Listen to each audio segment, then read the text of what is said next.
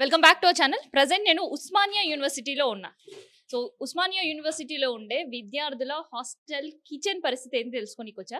Present LLB students సంబంధించిన cooking section ఎక్కడైతే అక్కడ ఉన్న దాదాపు 70కి పైగా పిల్లలకు సంబంధించిన morning tiffin, afternoon lunch, night dinner ఈ 3 ఇక్కడే వండుతుంటుంటారు. కానీ ఇప్పుడు ఆల్రెడీ నేను ఇక్కడ గ్యాస్ పరిస్థితి ఏంది అని చెప్పకముందే ఆల్రెడీ పొగలు వెళ్తున్న పొగలు చూస్తే మీకు అందరికి అర్థమై ఉంటుంది. ఇక్కడ గ్యాస్ లేక కొరతతో పిల్లల్ని పస్తులు ఉంచడం ఇష్టం లేక ఇక్కడ ఉండే కుక్స్ అందరు కూడా కట్టెల పొయ్యి మీద అవస్థలు పడుకుంటా వండుతున్నారు. సో ఒక్కసారి మాట్లాడదాం. అమ్మ, ఏం వండిరు ఇవాళ వంట? ఇది కీమా కీమా అది మిల్ మేకర్ కీమా అంటారు ఆయన. Meal maker keema. అన్నం వండిరా? అన్నం అయిపోయిందా? అన్నం వండినాం, సాంబార్ అయింది, సాంబార్ కూడా అయింది. సాంబార్ కూడా అయింది. Meal maker curry, sambar, rice 3. ఎట్లా వంట? కట్టెల పొయ్యి కట్టెల పొయ్యి. ఎందుకు గ్యాస్ లేదా? లేదు, గ్యాస్ తో ఇబ్బందులు. సో పొద్దున బ్రేక్ఫాస్ట్ ఎట్లా చేసిండ్రు? దీని మీద కట్టెల పొయ్యి మీదనే. కట్టెల పొయ్యి మీద. ఏ వంట అయినా ఇంక ఇప్పుడు కట్టెల పొయ్యి. కట్టెల పొయ్యి. కట్టెల పొయ్యి. ఎన్ని రోజుల నుంచి ఇట్లా కట్టెల పొయ్యి మీద? అప్పటి నుంచి ఇక కట్టెల పొయ్యి మాకు. అన్న, ఏంది పరిస్థితి? కిచెన్ పరిస్థితి ఏంటి? ఎంతమంది ఇక్కడ పిల్లలు ఉంటారు? అప్ టు 70 పీపుల్స్ ఇక్కడ తింటారు మేడం. ఎంత రైస్ ఎంత ఉడకాలి మరి 2 పూటలకి కలిపి, మధ్యాహ్నం కావచ్చు రాత్రి కావచ్చు? మధ్యాహ్నానికి ఒక 7 kgs, ఈవినింగ్ కూడా ఒక 7 kgs అట్లా ఉంటుంది. 14 కిలోలు. 14 కిలో. మరి కర్రీ కావచ్చు, వెజిటేబుల్స్ కావచ్చు, అవన్నీ పడతాయి మీకు? అవి కూడా ఒక 6 kgs 7 kgs అట్లా పడుతుంది. 6 kgs. మరి బ్రేక్ఫాస్ట్ పరిస్థితి ఏంటి? బ్రేక్ఫాస్ట్ కూడా అంతే, ఒకరోజు ఉప్మా, ఒకరోజు చపాతి అట్లా ఇస్తాం, కిచిడి అట్లా ఇస్తాం. బయట గ్యాస్ కొరతతో చాలా హాస్టల్స్ ఇబ్బంది పడుతున్నాయి. మరి మీ హాస్టల్ పరిస్థితి ఏంటి? మాది కొరత ఉన్నప్పుడు కూడా అదే, కొరత లేనప్పుడు కూడా గ్యాస్ లేదు ఈ మెస్కి. మొత్తం కట్టెల పైన చేస్తాం.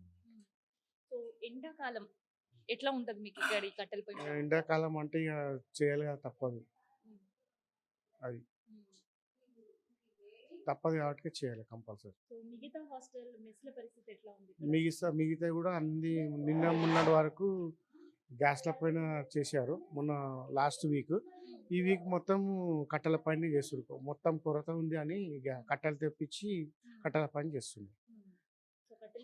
కట్టెల పైన వంట చేస్తుంది. అయితే ఇప్పుడు మనం ఏదైతే హాస్టల్ మెస్ల గురించి తెలుసుకుంటున్నామో, గతంలో అని చెప్పే కంటే కూడా గత ప్రభుత్వం హయాంలో ఉన్నప్పుడు అన్ని ఇక్కడ ఉండే హాస్టల్ మెస్లు అన్నిట్లు కూడా కర్రల పొయ్యి మీదనే వంటలు అనేది చేసేది. అంటే బ్రేక్ఫాస్ట్, లంచ్, డిన్నర్ అన్ని కూడా. ఆ తర్వాత గ్యాస్ కి షిఫ్ట్ అయ్యారు. సో గ్యాస్ తో మాత్రమే ఇక్కడ అంతా కూడా వంటలు జరిగేవి. కానీ ఇప్పుడు మళ్ళీ యుద్ధం ఇంపాక్ట్ ఓయూలోని కిచెన్ పైన పడింది. సో అందుకనే కొన్ని మెస్సెస్కి ఏమో కట్టెలు ప్రొవైడ్ చేస్తున్నారు. ఇంకొన్ని మెస్లకు అసలు కట్టెల పైన వండకండి, కేవలం గ్యాస్ వస్తేనే మీరు వండండి, లేదంటే వద్దు అని అధికారుల ఆదేశాలున్నా కానీ పిల్లల్ని పస్తులు ఉంచలేక వాళ్ళ దగ్గర డబ్బులు ఉన్నాయో లేవో, మళ్ళీ బయట వెళ్ళి తినే పరిస్థితులు ఉంటాయో లేవో అని చెప్పేసి కుక్స్ వాళ్లే ఇక్కడ ఉండే చెట్ల దగ్గరికి వెళ్ళి అక్కడ కట్టెలు సేకరించి వచ్చి వండుతున్న మెస్లు ఇంకొన్ని పరిస్థితి. ఇప్పుడు చెప్పండి, నిజంగా ఓయో కిచెన్ పైన గ్యాస్ ఇంపాక్ట్ ఉందా లేదా? గ్యాస్ కొరత ప్రభావం కనిపిస్తుందా లేదా? సో కనిపిస్తుంది అని చెప్పడం వేరు, వినిపించడం మీకు వేరు. కాకపోతే ఇక్కడ ప్రత్యక్షంగా పరిస్థితులు ఎట్లున్నాయి అనేది చూపించే ప్రయత్నమే ఈ హటీవీ చేసింది. కమర్షియల్ సిలిండర్లు కట్ అయిన తర్వాత కట్టెలకు ఫుల్ డిమాండ్ పెరిగింది.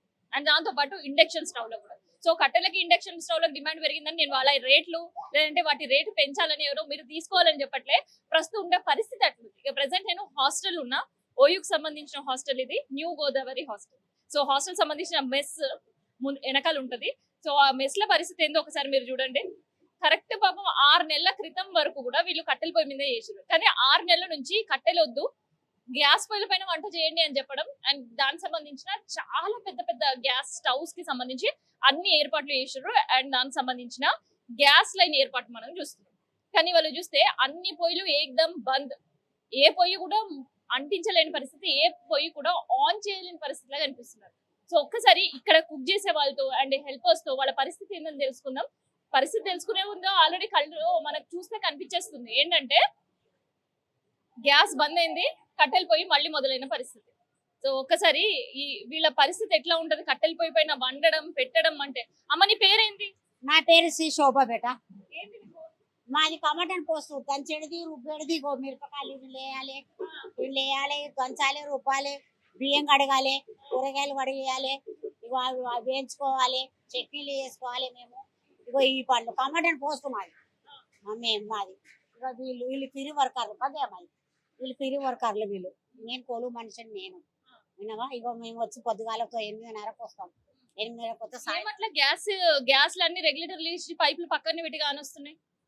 పైప్ పక్క పెట్టి కాలుస్తారు అంటే గ్యాసులు తెప్పియలేదు తెప్పిస్తలేరు కట్టెలు తెప్పించడం చేయమని అంటుండ్రు కేటేకర్లు కొత్త వాళ్ళు వచ్చారు పాత కేటకర్లు ఇళ్ళగొట్టేసారు కొత్త కేటకర్లు వచ్చారు ఇప్పుడు మమ్మల్ని సంపక తింటారు వీళ్ళు తెలుసా ఈ టైంకు అందియకపోతే పిల్లలు ఏమో గడబడి చేస్తారు ఇప్పుడు ఆ పొయ్యిలు మండాలంటే గ్యాసుల మీద చేసింది వంట వేరే అవుతుంది కట్టెల పొయ్యి మీద చేసింది వేరే అవుతుంది కదా కొంచెం టైం పడుతుంది అది వాళ్ళు ఆగుతలేరు వాళ్ళు తెలుసా వాళ్ళు ఆక మా మీద దౌర్జన్యం చేస్తే మేమేం చేస్తాం మేము చేస్తే చెప్పాలి మరి మాదేం తప్పు గ్యాసులు తెప్పియాలి కదా చెప్పు మళ్ళీ తెప్పిస్తలేడు మరి ఎప్పుడు తెప్పిస్తాడో ఏమో తెలియదు 2 రోజులు 3 రోజులు అవుతుంది 3 రోజుల నుంచి పొద్దంతా ఇగో ఇదే కష్టం ఒక కూర సాంబారు పచ్చిపులుసు కర్రీ అయినగా అన్నం 2 కుండలు అన్నం ఒక క్వింటల్ అన్నం ఆ పొద్దున 60-70 కిలోలు సాయంత్రం 70 కిలోలు 2 పూటలు అన్నం 2 పూటల కూర 2 పూటల పచ్చిపులుసు 2 పూటల సాంబార్ 2 పూటలు పాలకూర పప్పు ఇవన్నీ కావాలంటే కొంచెం టైమింగ్ వేరే ఉంటది కదా గ్యాసుల మీదనేమో తొందరగా అయిపోతుంది కొంచెం సుఖం అనేది ఉంటుంది ఇప్పుడు ఆ కట్టెలు మండాయి పచ్చి కట్టెలు వేయించిండు ఆడ తెలుసా ఇక మంచిగా చేసిన వాళ్ళనేమో తీసేసారు బేగాలు ఏం చేసిన వాళ్ళు బేకార్లను తెప్పించి ఈ కట్టెలతో కష్టమవుతుంది కదా తెలుసా ఎండాకాలం ఇంకా ఎండలు ముదురుతున్నాయి ఎట్లా ఉండలేకపోతాం ఇప్పుడు ఎట్లుండదు ఇక్కడ ఇంకా కొంచెం అయితే ఎండ చాలా ముదురుతుంది తెలుసా ఇట్లా ఎదగాలుతుంది పండుగ కూడా నిద్ర రాదు ఈ పొగలకు తెలుసా అట్లుంది ఎన్ని సంవత్సరాలకి వెళ్ళి చేస్తారు సార్ మేడం మీరు 6 సంవత్సరాలు అవుతుంది 6 సంవత్సరాలు ఏంది మరి ఎప్పుడన్నా ఈ 6 సంవత్సరాలు ఇట్లా గ్యాస్ సిలిండర్లు బంద్ అయినాయా? లేదు నేను వచ్చిన కానీ కట్ల పొయ్యిలో ఉండే ఫస్ట్ లో ఇప్పుడు ఒక 6 నెలల నుంచి గ్యాస్ సెట్ చేస్తారు వీళ్ళు ఇక 6 నుంచి గ్యాస్ లో ఉన్నాయి కదా కొంచెం నిమ్మలమైన గ్యాస్ కెపాసిటీ ఎంత ఎన్ని కేజీలు ఉడుకుతుంది? ఉడుకుతాయి పొద్దున 70 కిలోలు సాయంత్రం 70 కిలోలు పెద్ద స్టవ్ పెద్ద స్టవ్ మరి ఏమై ఇప్పుడు అంతా కూడా గ్యాస్ సిలిండర్ లేదా కూడా ఆన్ లేవు కట్టెల పొయ్యి మీద బగోన్ ఎక్కించారు కట్ల మీరు గ్యాసులు లేవంట గ్యాసులు వస్తలేవు అంటున్నారు 4 రోజులు గ్యాసులు బంద్ అయినాయి అని చెప్తున్నారు మరి గ్యాసులు బంద్ అయినాయా తెగలేక చెప్తున్నా మాకు తెలియదు కట్ల పొయ్యి వండడం కట్టెలు కూడా తెచ్చి వస్తున్నారు ఇక వీటి మీదనే వండుతున్నాం ఈ ఎండల కాలం ఈ రేకుల గడుపు పక్క ఉన్నవాని లావు ఉన్నవాని కొంచెం మాకు ఇబ్బంది కొంచెం మంటకు వేడికి కానీ చెయ్యాలి తప్పదు ఇక మేము 5 గంటల నుంచి పొద్దున్న 5 గంటలకు వచ్చిన మంచి కుక్కులు వాళ్ళు వచ్చి చేస్తారు ఇక టైంకి అందియాలి వాళ్ళకు ఆ పిల్లలకు కూడా ఈ స్టూడెంట్స్ కూడా కొంచెం ఓపిక లేదు ఇంత కష్టపడి చేస్తారు కదా కొంచెం వెనక ముందైనా ఆగుదాం తిందామని లేదు టైం కాలేదని కొట్లాడరు ఏదైనా కొంచెం మిస్టేక్ అయిపోయినా మా మీద నొల్లి అన్నం పప్పు చారు కూర వండుతున్నారు మరి టిఫిన్ల పరిస్థితి ఏంటి? టిఫిన్లు అందుకే మేము ఈ దోశ బంద్ చేసినాం గ్యాసులు వస్తలేమని దోశ బంద్ చపాతి ఒకటి ఇస్తున్నాం చపాతీకి ఎట్లైనా ఇవ్వాలి తప్పదు గ్యాసులు వాళ్ళు బ్లాక్ లో తెచ్చుకొని ఎట్లైనా తెచ్చుకోండి చపాతి ఇవ్వాలి దోశ ఇవ్వాలి ఇక పొద్దున్న కిచిడి ఇవ్వాలి కిచిడి ఇచ్చినాం ఉప్మా కిచిడి అవి ఇవ్వాలి టిఫిన్లు కూడా కట్ల మీద చేయాలి తప్పదు ఇప్పుడు కట్టెల మీద చేయాలి ఓకే కానీ దోశలు వేయాలన్నా రొట్టెలు కావాలన్నా మరి వాటి పరిస్థితి వాళ్ళ పరిస్థితి కేటేకర్ చూసుకోవాలి కేటేకర్ బ్లాక్ లో తెచ్చుకొని ఏమైనా చేసుకోవాలి వాళ్ళు గ్యాసులు ఎట్లైనా తెలితే వాళ్ళు తప్పదు దాని గురించి వాళ్ళకు ఏ రోజుకి ఏ టిఫిన్ ఇవ్వాలో కంపల్సరీ ఇవ్వాలి ఇక మాకు ఇక వాళ్ళని బతలాడుకొని ఈ రోజు ఇది అందదు ఈ రోజు కిచిడి ఉప్మా చేస్తామని వాళ్ళకి చెప్తే ఓకే అంటే మేము చేస్తాం లేకపోతే వాళ్ళు అనుకున్నది కావాలంటే కేటకర్ ఏమన్నా తెచ్చుకోవాలి పెట్టుకోవాలి మీకు ఇంటికాడ ఎట్లుంది గ్యాస్ సిలిండర్?